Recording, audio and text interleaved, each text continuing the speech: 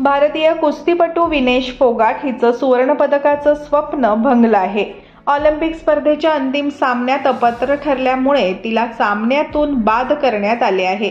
त्यामुळे तिला रजत पदक सुद्धा मिळू शकलेलं नाही। वजन अधिक भरल्यामुळे तिला ऑलिम्पिकच्या सामन्यातून बाद करण्यात आलं आहे। त्यानंतर विनेशने कुस्तीतून संन्यास घेण्याची घोषणा केली आहे।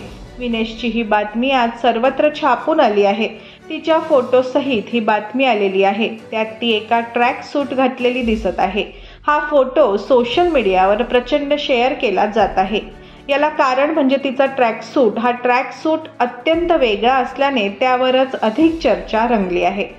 ऑलिम्पिकमध्ये अपात्र ठरण्याच्या एका दिवस आधीच विनेश फोगाटचे बाउट होते। त्या दिवशी तिचं वजन 50 किलोच्या आत होते, पण दिवसभर अनेक बाउट खेळल्यानंतर तिचं वजन 52 किलोपेक्षा अधिक झालं होतं।